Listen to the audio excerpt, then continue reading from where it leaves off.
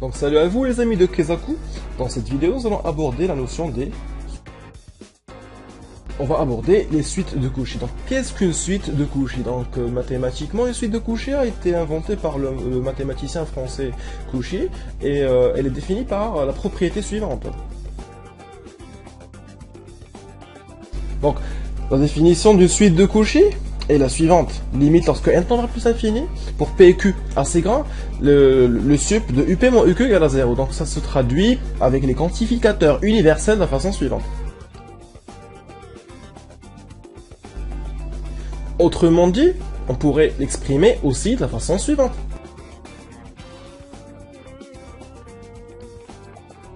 Et donc, si nous voulons lire la propriété de Cauchy, donc si on veut l'interpréter, encore une fois graphiquement, on va dire qu'à partir d'un certain rang, tous les termes de la suite UN se rapprochent de manière uniforme. Donc si on veut représenter cette propriété graphiquement, on va tracer le graphe suivant.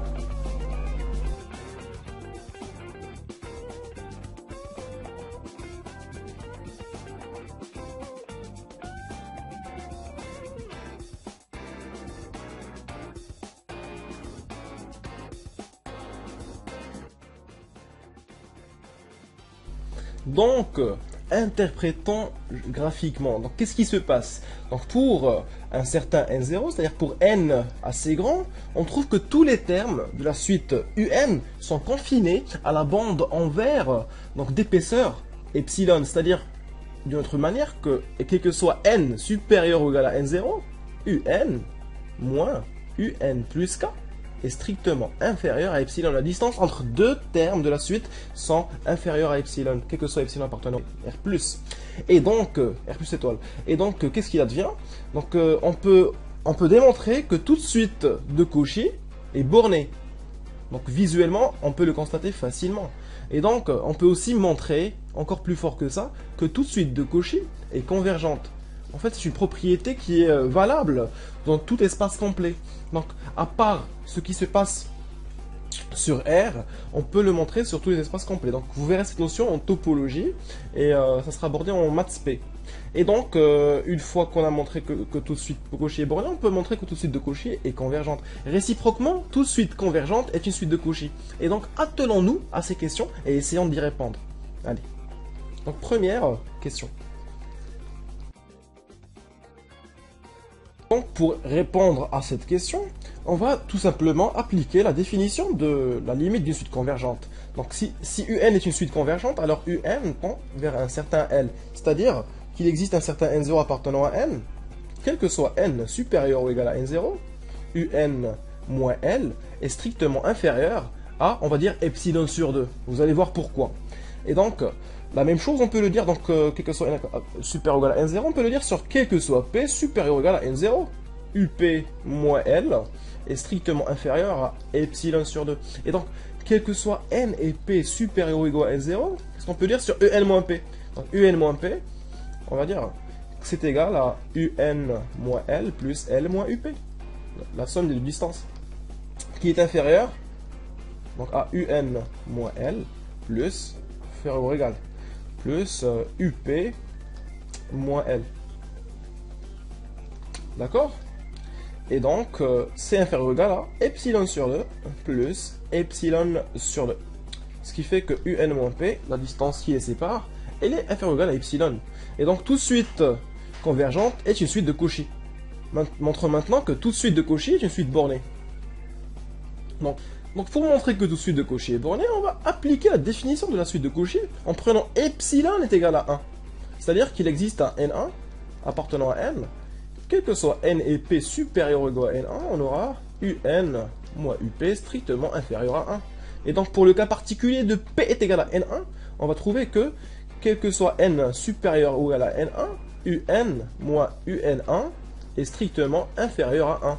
Et du coup, on va considérer en fait la suite UN moins UN1. N appartenant à N. Donc c'est une suite UN moins une constante. Donc la suite UN moins UN1 est bornée est bornée donc sur n1 plus l'infini. Et bien sûr, elle est bornée aussi sur l'ensemble 0, n1. Bien sûr, l'ensemble d'entier 0, n1.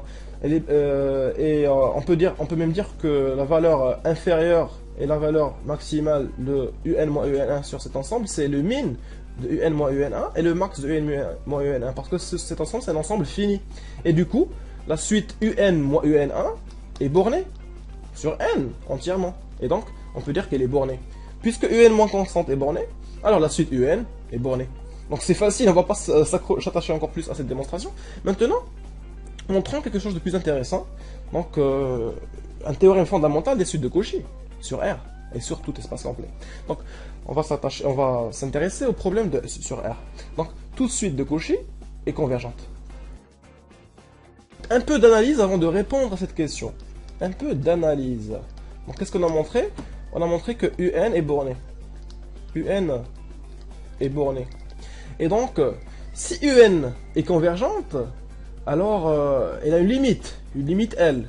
D'accord? Et puisque UN est borné, qu'est-ce qu'on peut dire si UN est borné? Donc, UN admet une extractrice. On va appliquer le théorème de Bolzano-Weierstrass.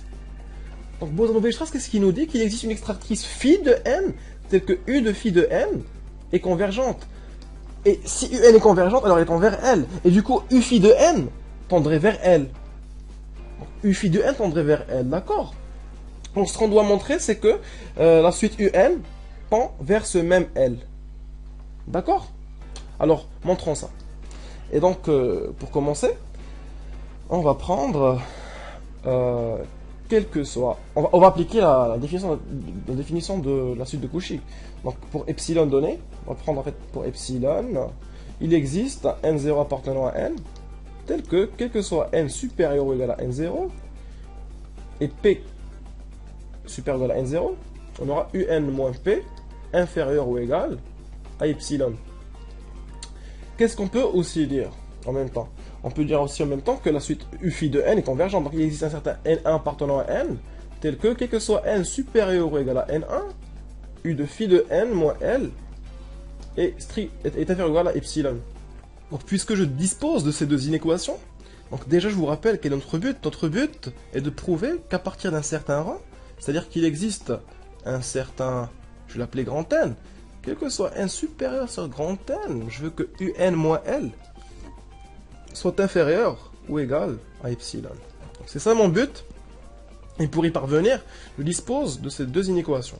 Donc ces deux inéquations, je peux en tirer profit, je peux les exploiter en écrivant un moins l, c'est égal à un moins u phi de n, plus u phi de n moins l. Et donc pourquoi j'écris ça? Parce que je sais qu'à partir d'un certain rang, ce nombre-là soit inférieur ou égal à epsilon. Bon, epsilon sur 2 et epsilon, on y viendra après. Et que ce nombre-là, lui aussi, il sera inférieur ou égal à epsilon. Pourquoi? Parce que phi de n, c'est une extractrice. C'est-à-dire que de n sera supérieur ou égal à n. Car phi, c'est une fonction croissante strictement de n à n. Donc vous pouvez montrer facilement par récurrence que phi de n est supérieur ou égal à n. Et donc en revenant à l'inéquation numéro 1, je peux remplacer le p par le phi de n. Parce que si n est supérieur ou égal à n0, alors phi de n est supérieur ou égal à n. Et donc, phi de n est supérieur ou égal à n0. D'accord? Donc, réécrivons 1 et 2. C'est-à-dire qu'il existe n0 appartenant à n, quel que soit n supérieur ou égal à n0, u de n, moins u de phi de n, et c'est inférieur ou égal à epsilon. Et la même chose pour n1, quel que soit n supérieur ou égal à n1, u phi de n est suffisamment proche de l, d'une distance de epsilon. Donc, en prenant le n2, c'est égal au max de n0 et n1, qu'est-ce qu'il advient? Donc, il advient tout simplement que les deux propriétés sont valables, c'est-à-dire, quel que soit n supérieur ou égal à n2, donc, à la place du epsilon, je vais rendre ici epsilon sur 2. Donc, quitte à reprendre ma démonstration depuis le début en considérant epsilon sur 2. D'accord? Epsilon sur 2. Et donc, qu'est-ce que j'obtiens? Donc, ce que je veux obtenir, en fait, c'est un moins l. C'est la distance un moins l, je vais la rendre inférieure ou égale à un moins u phi de n plus u phi de n moins l. C'est-à-dire qu'elle est inférieure ou égale à epsilon sur 2 plus epsilon sur 2 qui est égal à epsilon. Et donc, à partir d'un certain rang, c'est-à-dire quel que soit epsilon supérieur strictement à 0, il existe un certain n2 appartenant à n. Quel que soit n supérieur à n2, la distance un moins l est inférieure ou égale à epsilon. C'est-à-dire que la suite un tend vers l. Donc la suite, la limite L, donc qui est à la base la limite de la suite qu'on en a extraite à partir de UN, la suite qu'on a extraite et qu'on a montré grâce au théorème de Boson-Weierstrass qu'elle tend vers L. Et donc qu'est-ce qu'on a montré? Que toute suite de Cauchy est une suite convergente. J'espère que cette vidéo a été à votre goût et j'espère vous revoir dans de nouvelles vidéos de kezaku.com.